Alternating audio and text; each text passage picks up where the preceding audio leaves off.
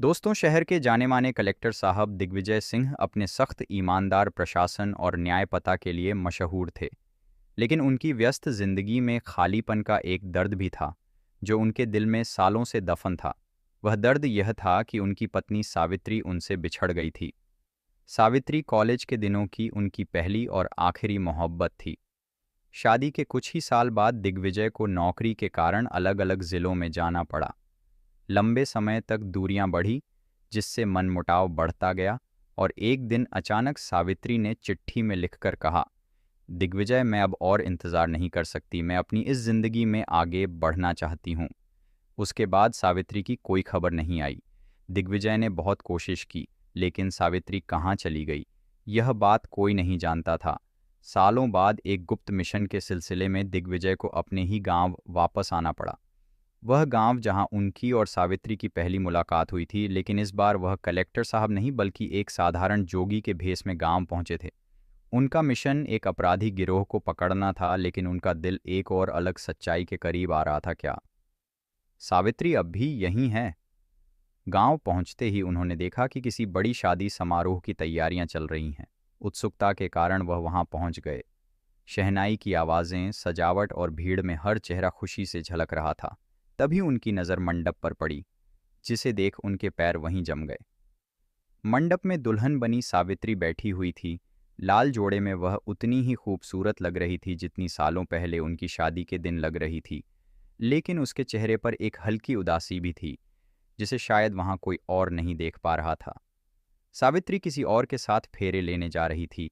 दिग्विजय का दिल एक पल के लिए टूटकर बिखर गया।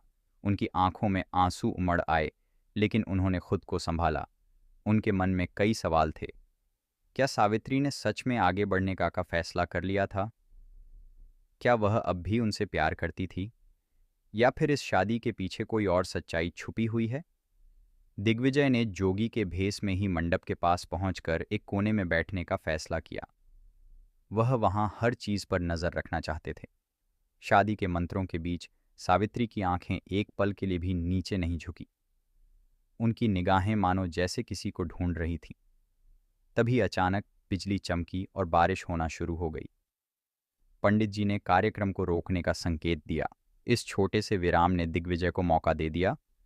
वह चुपचाप सावित्री के पास गए और धीमी आवाज में कहा, सावित्री, ये मैं तुम्हारा दिग्विजय सिंह हूं।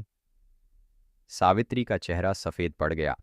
उनकी आंखों में आंसू बहने लगे, लेकिन उन्होंने कुछ नहीं कहा, बस अपनी उंगली में पहनी अंगूठी को हल्के से छू लिया, जो उनकी शादी की निशानी थी। दिग्विजय ने महसूस किया कि सावित्री के भीतर एक तूफान चल रहा है। लेकिन तभी मंडप के दूसरी तरफ खड़ा दुल्हा, जो अभी तक शांत था, अचानक खड़ा हो गया। उसकी आंखों में एक अलग सा तेज था, जैसे कि वह सब कुछ जानता हो। शादी के बीच बारिश ने पूरे माहौल को बदल दिया। कुछ देर बाद बारिश थम गई तो लोगों ने इधर उधर भागना शुरू कर दिया, मगर दिग्विजय सिंह वहीं खड़े रहे। सावित्री की आंखों में देख रहे थे। उनकी आंखों में दर्द था, और सवाल भी वह चाहकर भी कुछ नहीं कह पा रही थी। दूल्हा धीरे धीरे उनके पास आया। उसकी चाल में आत्मविश्वास था, लेकिन चेहरे पर गंभीर था। उसने दिग्विजय को देखा और बिना किसी परिचय के सीधा सावित्री से पूछा, क्या तुम इस व्यक्ति को जानती हो? सावित्री ने कुछ पल खामोश रहकर दिग्विजय की तरफ देखा। फिर उसने हल्का सा सिर हिला दिया। हाँ, यह वही है जिसका मैं इंतजार करती रही। यह सुनकर दिग्विजय के भीतर हलचल मच गई। सावित्री ने इंतजार किया था तो फिर वह इस शादी के मंडप में क्यों थी?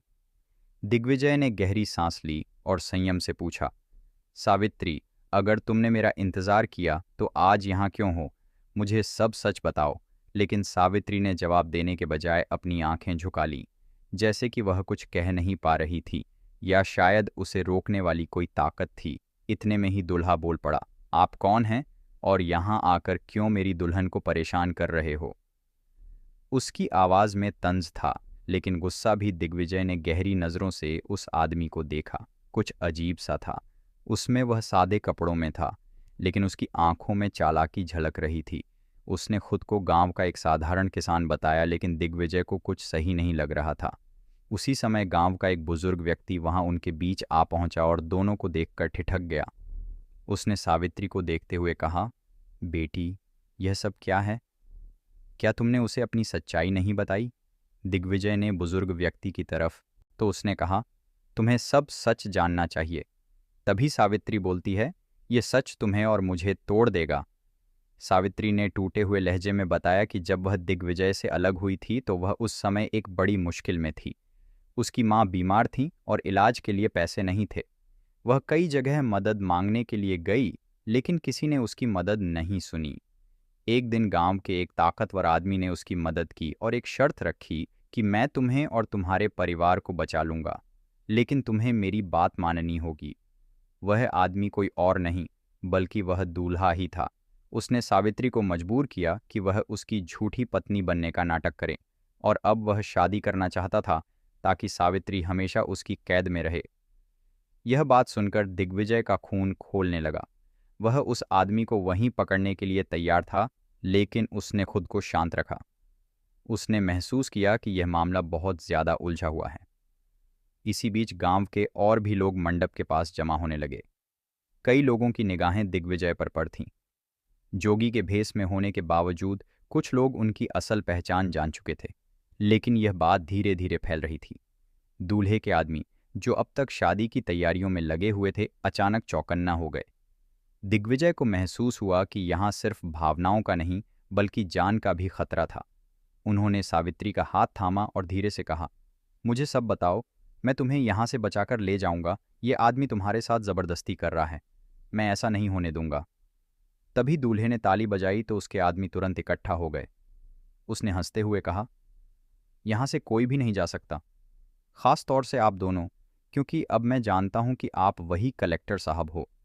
दिग्विजय सिंह का भेद सबके सामने खुल चुका था। अब वह एक साधारण जोगी नहीं, बल्कि सरकारी अधिकारी के रूप में होने के बावजूद भी खतरे में थे।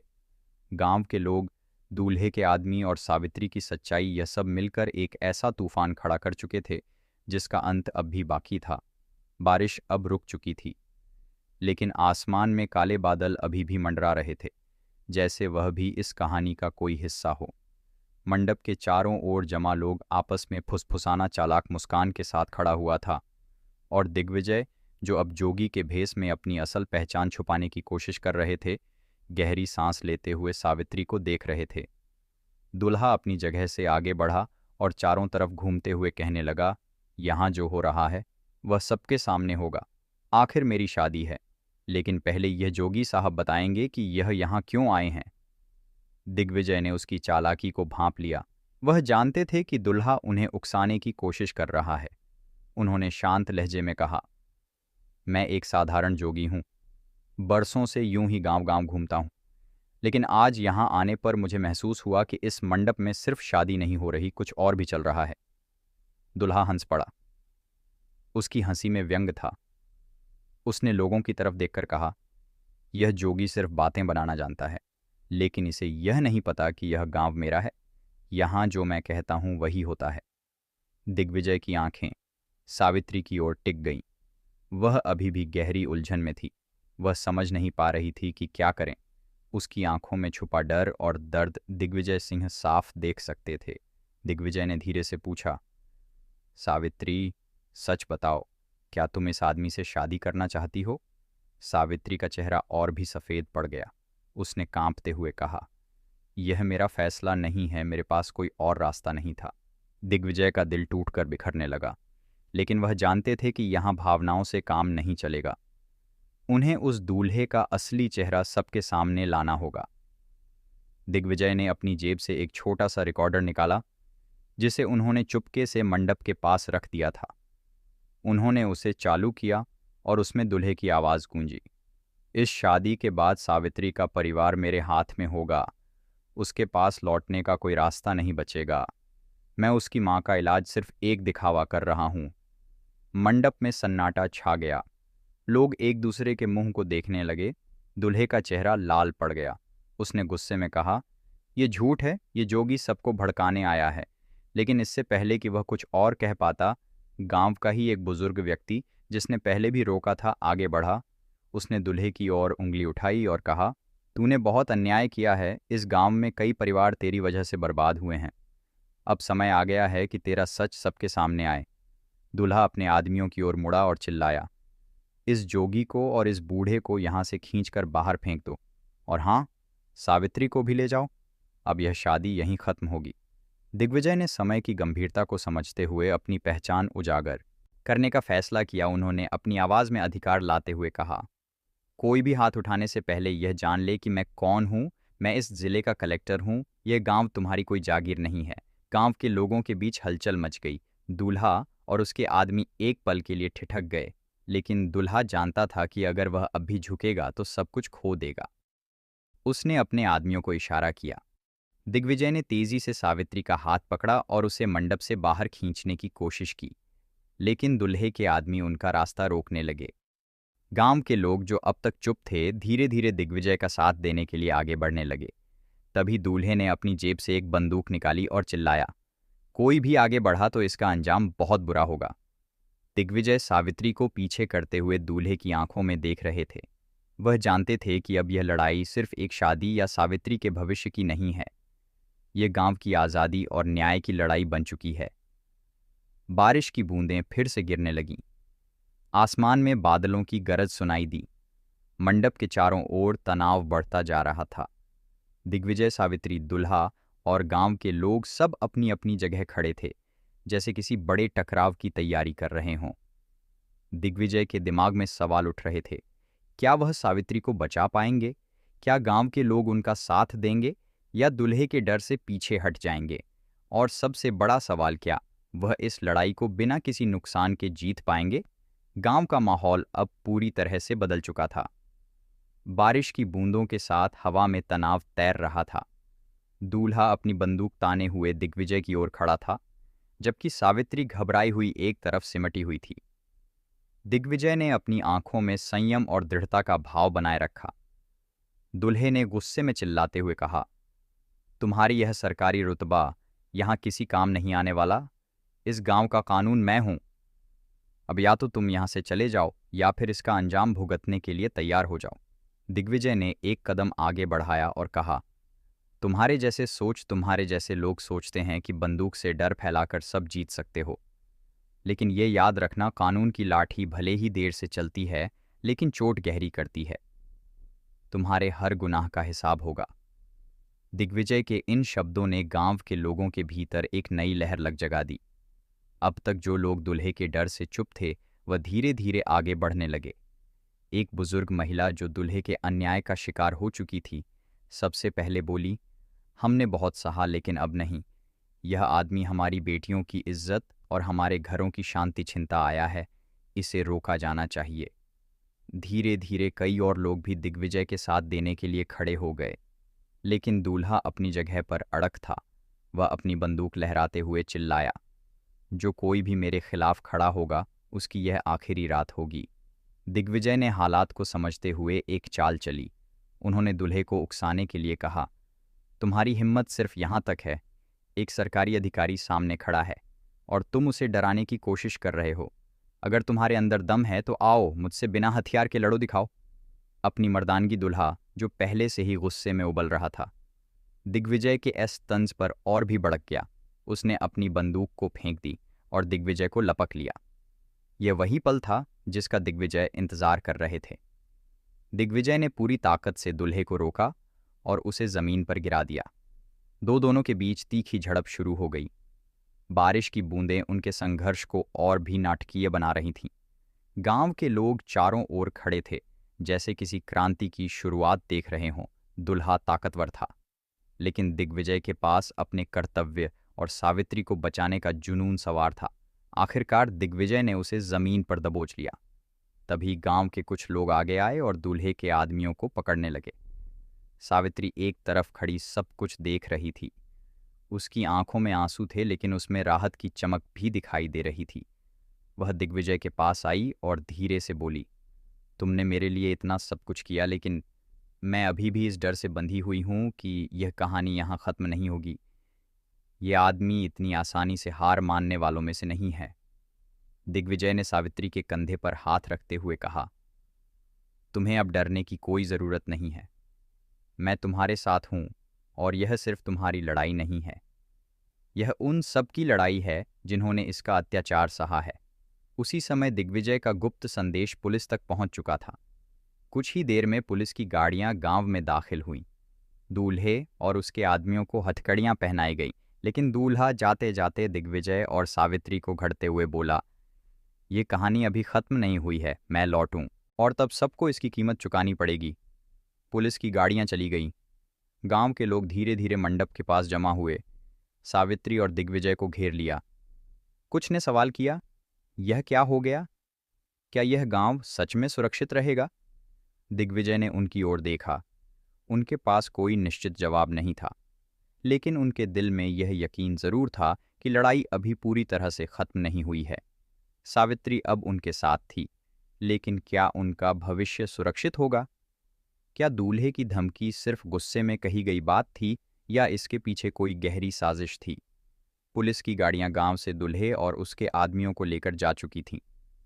गांव में पहली बार सुकून की सांस महसूस की जा रही थी, लेकिन हर किसी के मन में दूल्हे की अंतिम धमकी गूंज रही थी, यह कहानी अभी खत्म नहीं हुई है। दिग्विजय ने सावित्री की ओर देखा, जो अभी भी डरी हुई थी। गांव के बुजुर्ग उनके पास आए और बोले, साहब, हमने बहुत सहा है, लेकिन यह डर कब तक रहेगा? क्या हमें सच में इंसाफ मिलेगा? दिग्विजय ने गहरी सांस ली और आत्मविश्वास से कहा, इंसाफ मिलेगा, जरूर मिलेगा, लेकिन इसके लिए हमें एकजुट होकर लड़ना होगा। यह लड़ाई सिर्फ मेरी या सावित्री की नहीं है, यह पूरे गांव की लड़ाई है। जब तक आप सब अपने अधिकारों के लिए खड़े नहीं होंगे, ऐसे लोग आप पर राज करते रहेंगे। अगले कुछ दिनों में दिग्विजय ने अपने पद का इस्तेमाल करते हुए दूल्हे के खिलाफ सख्त कार्रवाई शुरू की।